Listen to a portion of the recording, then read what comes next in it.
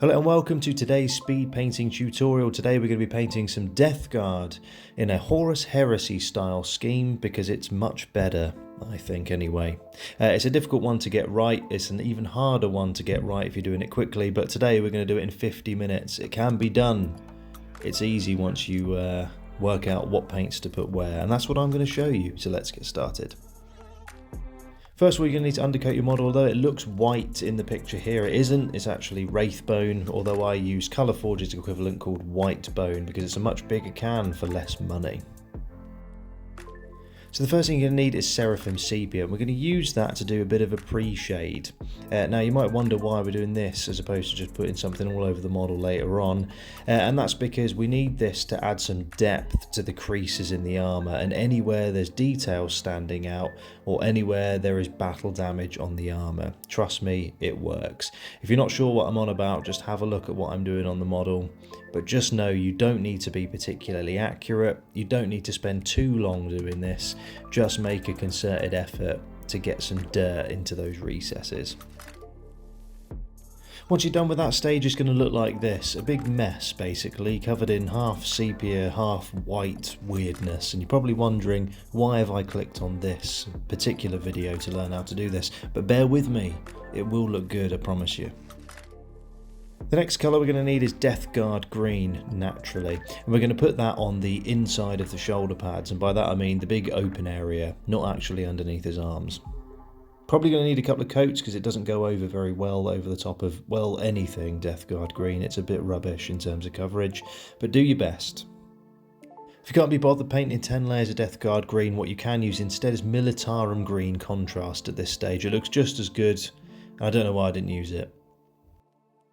Next colour you're going to need is Screamer Pink. We're going to use that for a couple of jobs. One, we're going to paint all the tentacles on the model, and second of all, we're going to paint any cloth hanging off them because it contrasts really nicely against the rest of the colours and adds a bit of vibrancy to an otherwise dead and decaying model.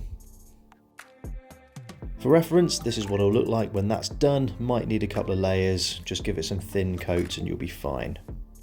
Next you're going to need some Castellax Bronze. We're going for a dark bronze colour here. We're not going to use Balthazar Gold because it's too bright on the end result, quite frankly, so we're going with something darker. So just go around all of the armour trim, you know the parts I'm on about, just look at the box art. Anywhere would be Balthazar Gold on the regular model, you're going to paint Castellax Bronze on this one.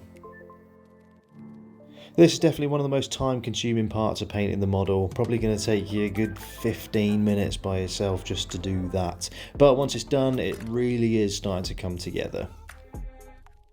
Next, grab your Black Legion contrast. If you've not got it, I recommend you get this because it's got amazing coverage. It's just like a watered down regular black paint basically, not so much a contrast, but put that on all of the tubing and piping hanging off the model. It's the kind of piping that looks like it's kind of split in areas with the metal showing through. You'll know what I'm on about when you look at the model. If you're unsure, just have a look at mine, but obviously a couple of yours might be different. Next, grab some Cygor Brown. We're going to use that to paint in any leather detail. So in this model in particular, it's just going to be the strap holding his bolt gun up. Next, you're going to need Lead Belcher to paint any metallic detail. So that's usually his weapons, bolt guns, swords, the lot, chains, anything you can see which you think should be silver, go for it. Next, you're going to need Agrax Earthshade and Nuln Oil. We're actually going to mix them together 1-to-1 in order to give us a nice oily, dirty shade which we can put over the entire model. So once they're mixed, get a big shade brush and put it all over every single part of the model. Be liberal with it. Obviously don't have it so it's running off your model and onto the floor / your clothing, but make sure the entire thing is covered head to toe. Once that's dry, you're going to need some Corax White. You're going to paint in any eye lenses that are showing. Now you're going to need some Moot Green, and we're going to use that to paint in any of the dripping goo that's all over the model. Not every single model has it, but for those that do, you want to paint it in with Moot Green initially. Next you'll need Beeltang Green, and we're going to keep working on the goo, so just put a nice little blob of that over each of the areas that you've used moot green. For any areas that are like lesions in the armour, you can fill that up with Biltan green as well. And for extra effects and for extra brownie points, you can get a thin detail brush and you can just run a little streak of it off the bottom of the goo running down into the armour, which looks really good as well. Find some Ushabti bone on your shelf for an equivalent kind of light bone colour, and we're going to use that to highlight all of the goo. Next, you're going to need Caribou Crimson, and we're going to use that to shade in any eye lenses or visors. In this case it's a visor, but it's going to look like it's glowing. Next, you're going to need Pink Horror. Now this is a totally optional step. If you're happy with the model how it is, then well, it's pretty much done.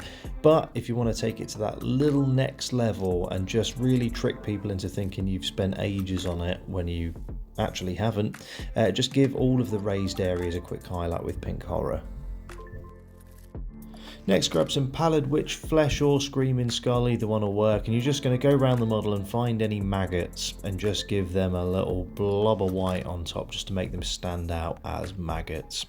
Obviously Death Guard models are covered in them, sometimes you can find loads, others you'll completely miss them, but it doesn't matter, these are just your bog standard infantry.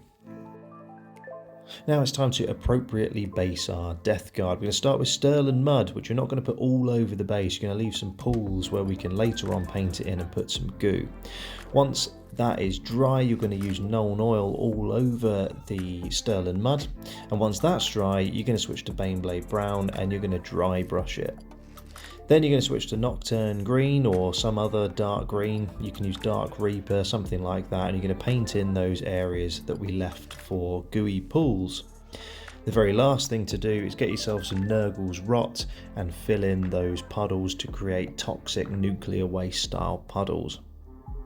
All you need to do to finish it off is paint the base rim with Abaddon Black, and then it's done. Your Plague Marine / whatever other Death Guard model you're painting is complete. The process is the same no matter what model you're painting. It could be a Plague Burst Crawler, it could be the Mephitic Blight Hauler things, whatever they're called, all the way up to Mortarion. Pre-shade it with Seraphim Sepia, then paint everything else and then cover it in the 50/50 Nuln Oil Agrax, and it just looks really great. I think they stand out a lot more than using the Death Guard green scheme. Now, although this is a speed painting guide for my commission pieces such as this Noxious Blightbringer here, I've used exactly the same process. I've just done more highlights at the end, so as you can see it comes out really nice, and it's just exactly the same method that you've just seen in this video. So keep at it, keep working hard on your painting, get everything to a decent level using guides like these on Critical Hit Wargaming, and then before you know it, you're going to find ways to highlight stuff, make it even better, make it stand out on the table, and you will be a mega painter before you know it. Thanks for watching, like, subscribe, let me know if there's anything particular you want to see, and I will endeavour to make it. Thanks very much.